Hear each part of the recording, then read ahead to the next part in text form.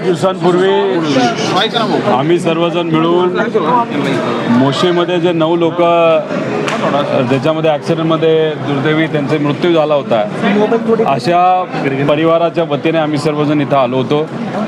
खरं तर आमची मागणी 1 कोटी रुपयाची होती.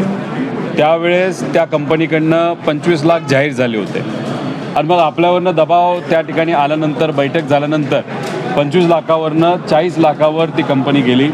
10 लाख आयुक्तालयाकडनं नाही तर महानगरपालिकेकडनं त्या ठिकाणी दिले जाणार आणि 5 लाख राज्य सरकारकडनं दिले जाणार. खरं तर 1 कोटी मिळायला पाहिजे होते.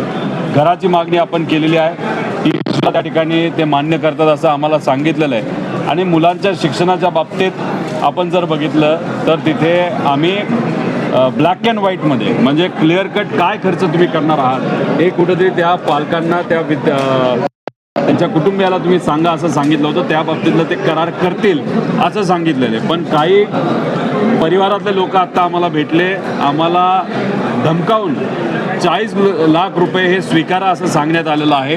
पण त्या बाबतीत आम्ही शहानिशा करत आहोत आणि मग पुढच्या 5 दिवसामध्ये परत एकदा आम्ही या परिवाराबरोबर बैठक करून पुढं काय भूमिका घ्यायची तिथे ठरवणार आहोत.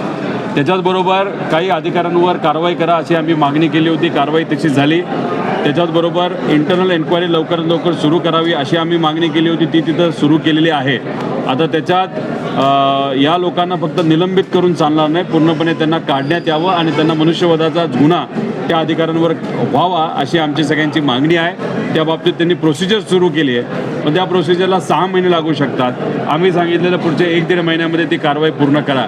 आणि जी कंपनी ज्याच्यातून करोडो रुपये या कंपनीला इथून कमवलेले आहेत आणि आज पिंपरी चिंचवडमध्ये जो काही कचरा मोठ्या प्रमाणात वाढलेला आहे, त्यासाठी जी कंपनी जबाबदारी अँटनी नावाची, त्या कंपनीच्या मालकावर त्या ठिकाणी कारवाई करावी अशी आम्ही मागणी केली, ज्याला उत्तर मंगळवारी ते त्या ठिकाणी देणार आहेत. त्यामुळे हे सगळे मुद्दे घेऊन आम्ही या सामान्य परिवाराच्या वतीने तिथं भांडत आहोत.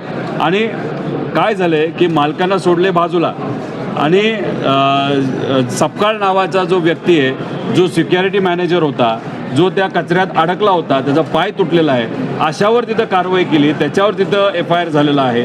मालकांना सोडलं वाऱ्यावर आणि इकडं मात्र सामान्य लोकांना त्या ठिकाणी पकडलं आहे. त्यामुळे ह्या सगळ्या विषयावर आम्ही तिथं पाठपुरावा करत आहोत. सरकारने समिती करत नेमली होती, त्याचा आज अहवाल जाणं अपेक्षित होतं. अजूनही अहवाल गेलेला नाही. अजूनपर्यंत अहवाल गेलेला नाही, पण पुढच्या 2 दिवसात जाईल असं आम्हाला त्या ठिकाणी सांगितलेलं आहे. आम्ही सुद्धा त्या अहवालाची वाट तिथं बघत आहोत आणि मग पुढे काय होते त्या अहवाल आल्यानंतर आम्ही तिथं बघणार आहोत. त्याच्याचबरोबर जो काही कॉन्ट्रॅक्ट या अँटनी नावाच्या कंपनीबरोबर केलेला आहे, त्याच्यामध्ये सुद्धा जे अल्लाट नावाचे अधिकारी आहेत ते सुद्धा काही प्रमाणात जबाबदार आहेत.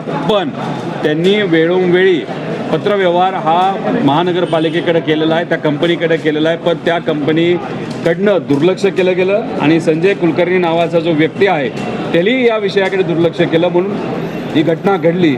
त्यामुळे त्या अल्लाटाच्या विषयाच्या बाबतीत सुद्धा विचार करण्यात यावा. पण अल्लाटांच्या बाबतीत दुसरा मुद्दा आहे की त्यांनी इथं पगार घेतला, सुट्टी घेतली नाही आणि तिथं एक वेगळा कोर्स केलेला आहे. त्यामुळे त्या विषयाच्या बाबतीत सुद्धा तपास त्यांनी सुरू केलेला आम्ही सांगितल्यानंतर त्याचा रिपोर्टसुद्धा पुढच्या 10 दिवसामध्ये येईल असं आम्हाला कळतं.